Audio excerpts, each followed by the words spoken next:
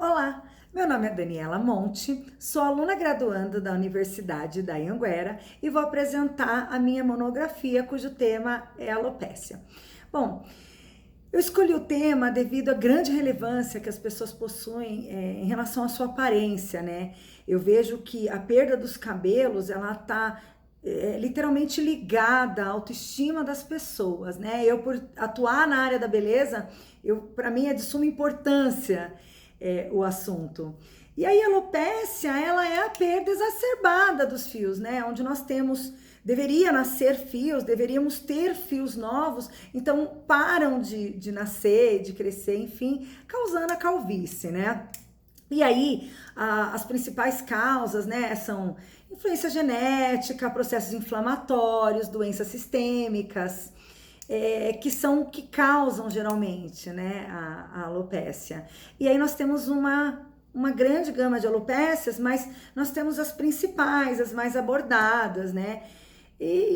Dentre elas, né, eu coloquei algumas, como a alopecia androgenética, que ela é por hereditariedade, a causa dela é o DHT, que ele é produzido por meio de síntese da enzima alfa-redutase, né, 5-alfa-redutase, desculpa, e ela causa a miniaturização dos folículos pilosos. E aí a alopecia cicatricial, ela é por trauma, né?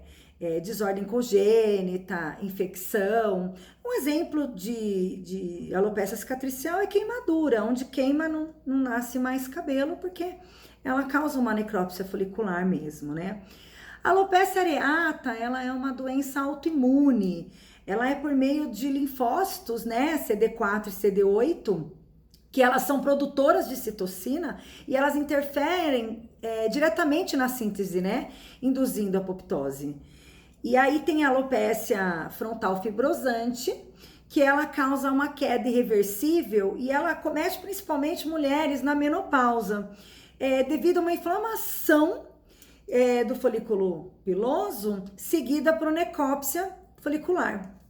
E o eflúvio telógeno, ele é um número maior de fios caindo ao mesmo tempo, né? Tendo a queda ao mesmo tempo. Só para explicar, porque logo eu abordo o assunto de novo, no ciclo capilar tem a fase da anágena, que é onde o fio está em crescimento, em desenvolvimento. A fase da catágena, ele está em repouso, né?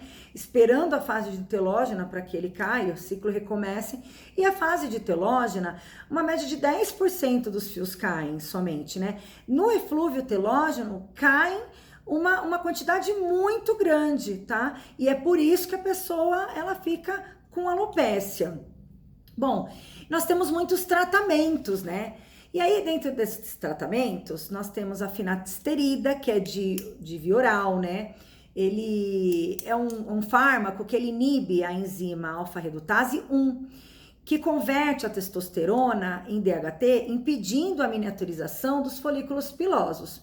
Depois da finasterida, surgiu a dutasterida, que ela é um fármaco via oral também, só que ela veio para potencializar, né? Ela é 3 vezes mais potente que a finasterida, porque ela inibe tanto a alfa-redutase 1 como a alfa-redutase 2. A espironolactona, ela é um fármaco de via oral também, e ela é indicada somente para mulheres. Por quê?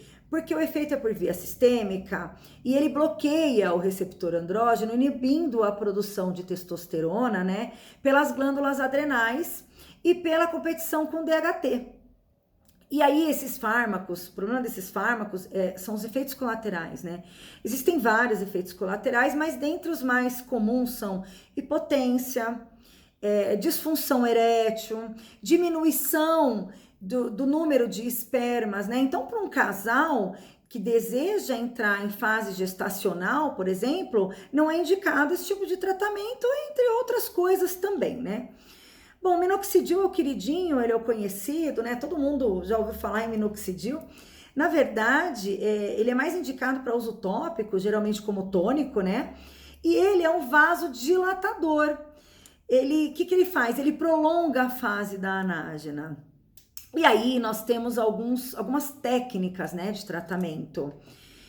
E aí, dentro dessas técnicas, existe o MMP, que é microinfusão medicamentosa na pele, né? Geralmente, o MMP, ele é feito com Dermapen. É que, na verdade, antigamente, o primeiro nome seria mesoterapia, mas aí era muito conhecido mesoterapia com microagulhamento, com dermaroller e com intradermo. E o Dermapen, ele veio depois, porque ele é uma canetinha, ele é elétrica, e ele tem o cartucho dele com algumas agulhas, e conforme você vai passando essas agulhas no couro cabeludo, você vai conseguindo fazer a indução desses fármacos na derme, né? O importante, independente da técnica, é alcançar a derme com o ativo em questão, que são ricos em fatores de crescimento, né? Bom, e aí, conhecido como técnica de mesoterapia, né, como eu estava falando, intradermoterapia, a técnica mais usada é a técnica de Nappage, que ela fez o seguinte: eu pego a agulha de insulina, essa pequenininha, e seringa de insulina também, e aí você faz técnica a 90 graus, você coloca a agulha de uma forma que ela ultrapasse a epiderme, ela chegue na derme e ela vai colocando uma gota. Então, pontualmente, você vai trabalhando.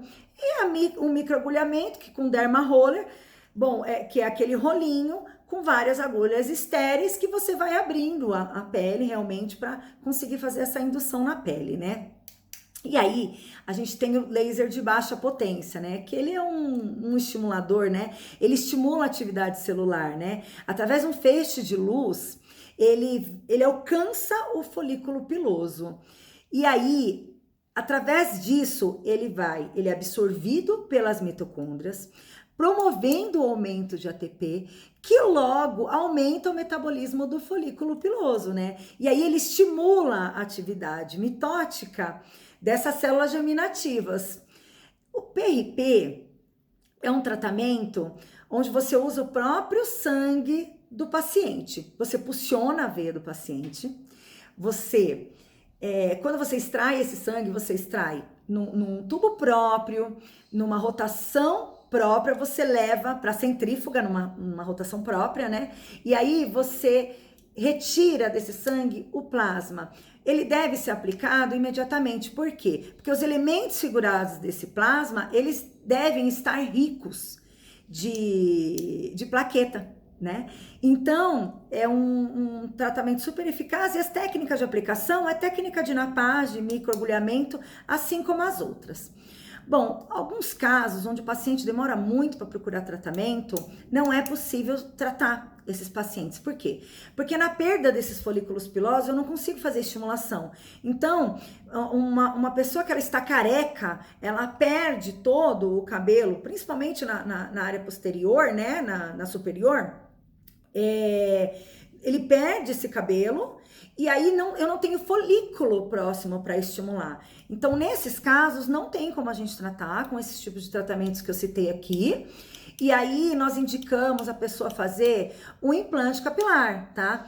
Como que esse implante capilar funciona? Existe um material chamado punch, que ele é usado na técnica de fouet de Foote, extraído a unidade do folículo piloso, geralmente da área posterior occipital, e é colocado essa unidade folicular nas áreas onde faltam cabelo. Essas áreas as técnicas mais recomendadas. Bom, o papel do biomédico, né, nisso tudo é entender exatamente como que funcionam essas alopécias, quais os tratamentos que são melhor para indicar para esse cliente, né, para esse paciente, e ter domínio sobre o assunto para poder ter um bom trabalho, né? Bom, o paciente ele deve ser orientado sobre o fato de que, por mais que seja um tratamento minimamente invasivo, é um tratamento que ele leva tempo, né? Ele tem um alto custo, então o cliente ele tem que realmente estar interessado em reverter esse quadro. Bom, gente, vem aqui o meu agradecimento. Tentei resumir o máximo que eu pude nesses 10 minutinhos. Muita gratidão aos amigos, corpo docente e principalmente a Deus. Um grande beijo.